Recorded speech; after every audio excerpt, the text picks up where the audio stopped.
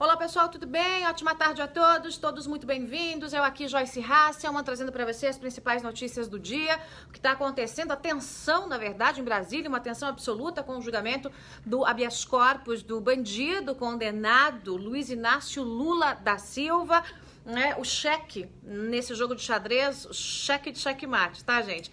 Que Carmen Lúcia tentou dar ontem, né, com a tentativa dos ministros aí de passar Carmen Lúcia para trás, e hoje não se fala em outra coisa no Brasil. Tem muito assunto, né, que é assunto paralelo, o bate-boca do Gilmar com o Barroso, você viu aqui na minha página, tem um monte de coisinhas aqui ou acolá, mas a grande notícia do dia, de fato, é o julgamento do habeas corpus do ex-presidente Lula, tá, minha gente? Então vai curtindo, vai compartilhando, eu vou analisar para você quais são as possibilidades, como é que os ministros devem se comportar e o que deve acontecer matematicamente dentro do STF. Gente chegando aí de todos os cantos do Brasil, São Paulo, Rio de Janeiro, Recife, Curitiba, gente de Portugal, obrigada pela companhia de todos vocês. Gente chegando de Orlando, Márcia Lobo por aqui. Oi, Márcia, tudo bem? Muita gente me dizendo, olha, já tô com medo do STF, o que pode acontecer se o STF livrar Lula da cadeia.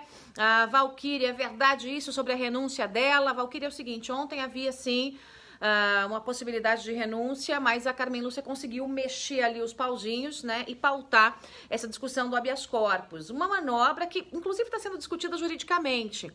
Tá? Eu vou dizer qual vai ser a decisão já, Gláucia. Está sendo discutida juridicamente porque parte dos juristas diz o seguinte: não cabe julgamento de habeas corpus preventivo, uma vez que não houve o julgamento do recurso do Lula em segunda instância, o que vai acontecer na segunda-feira. Mas outra parte dos juristas, e direito não é matemática, né, diz o seguinte: cabe o julgamento do habeas corpus preventivo justamente porque é preventivo. Então, é uma possibilidade de prevenção, né? Previne-se a possibilidade da condenação. Quer dizer, se for condenado, não vai ser preso porque já tem um habeas corpus preventivo, né? Então, de forma preventiva, consegue-se impedir a ida para a cadeia, que é o que o Lula quer. Bom, essa discussão jurídica pode ocupar aí o dia todo. Eu posso ficar falando com você aqui o dia inteiro sobre isso, e se você ouvir 10 juristas, você vai ter 20 opiniões em relação a esse assunto. Então vamos aí à vaca fria dos fatos, à vaca fria da notícia, e quais são os bastidores do que deve acontecer no STF hoje, né? O circo já está montado, e eu digo circo porque o que pode acontecer hoje é de fato um circo em Brasília. Há muita tensão nesse momento, tem discussão lá no Senado, né?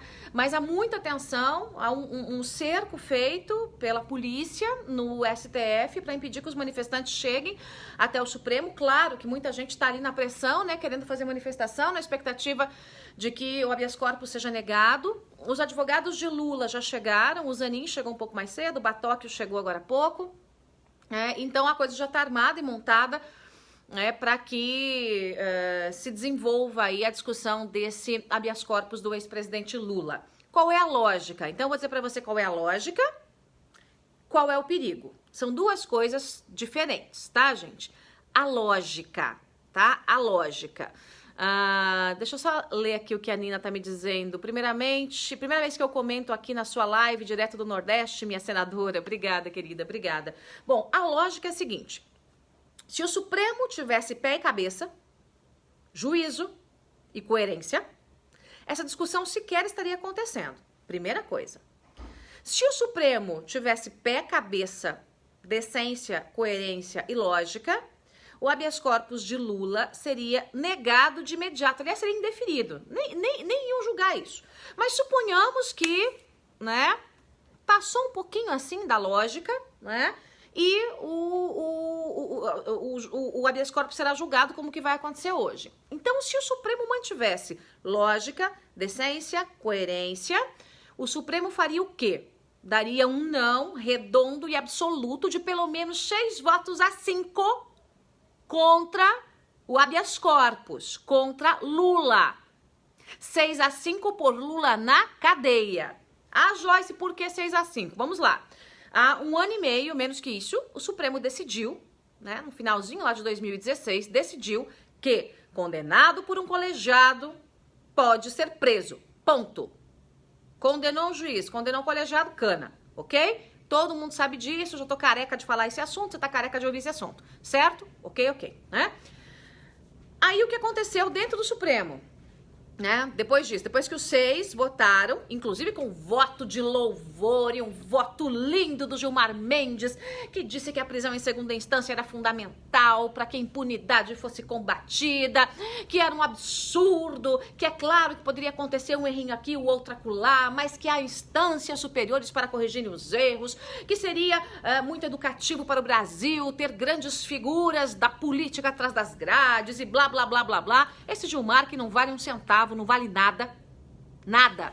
Tudo que ele disse há 1 ano e meio, ele está dizendo agora. Então esse Gilmar, que estava entre os 6 que votaram pela prisão em segunda instância, já disse que não vai votar, tá? Vai voltar atrás.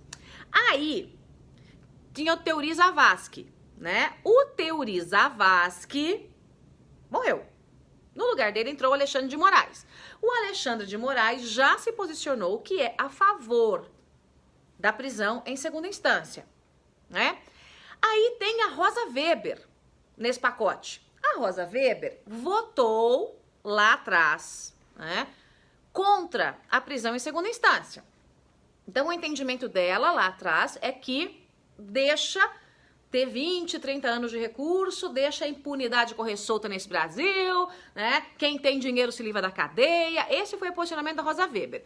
Mas vendo a palhaçada que aconteceu no Supremo, e ela mesma entendendo a palhaçada que o Gilmar Mendes está fazendo, ela ensaiou voltar atrás, né? E se o mérito da discussão voltasse ao plenário, ela já deu a entender que voltaria atrás, mudaria o voto.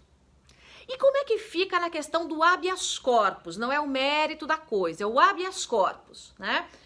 A Rosa Weber tem votado, independente do posicionamento dela lá em 2016, no final de 2016, contra os habeas corpus envolvendo esse tipo de caso. Porque ela diz o seguinte, olha, a corte teve um entendimento. Mesmo que o meu entendimento seja diferente do entendimento desses 6 ministros, a corte teve um entendimento, então eu não posso votar a favor do habeas corpus.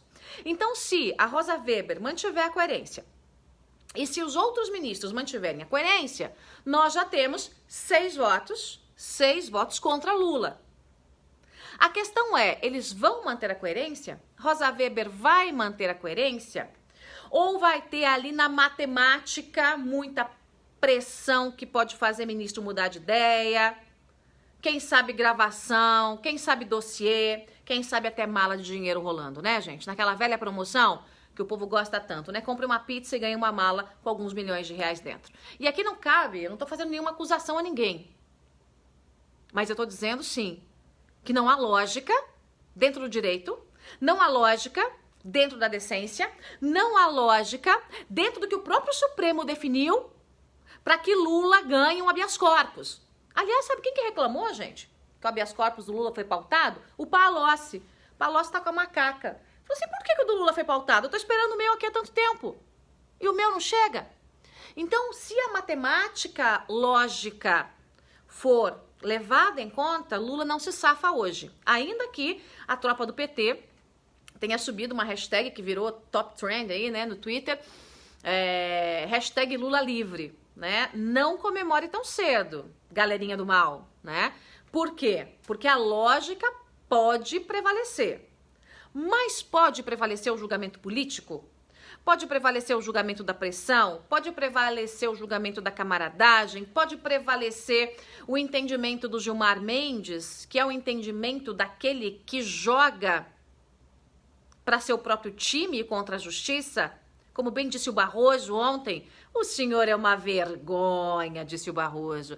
Nós nos envergonhamos do senhor, exatamente. Nós nos envergonhamos do senhor, né? Então, pode ter mudança? Pode. Se tiver mudança, o Brasil aguenta? Não. O Brasil vai tomar as ruas com certeza. O Brasil não vai respeitar a decisão do STF. Aliás, a sessão começou agora, tá, gente? Começou agora, eu vou acompanhar e vou trazendo para você os bastidores. O Brasil não vai respeitar uma decisão que seja uma decisão contra a lei. O Brasil não vai respeitar uma decisão que seja uma decisão contra a decisão do Sérgio Moro e do Tribunal Regional Federal da 4ª Região. O Brasil não vai respeitar uma decisão que seja uma decisão para salvar um bandido como Lula. Então, Supremo, faça o que tem que ser feito. Respeite a lei, respeite a Constituição, respeite a nação brasileira. Porque senão, todos terão que enfrentar a fúria de uma nação. E eu vou dizer para você, não vai ser fácil. Não vai ser fácil pra ninguém. É isso, minha gente. Vou ficando por aqui, vou acompanhar a sessão do Supremo. Vamos correr lá, vou colocar o link da sessão, inclusive, aqui na minha página, pra você poder acompanhar tudo de perto. E a gente vai se falando. Tchau, tchau. Ótimo dia a todos. Volto com as notícias de bastidores e o final aí desse julgamento do habeas corpus, torcendo pra que Lula, de uma vez por todas, receba o caminho de volta, o passaporte pra cadeia. Tchau.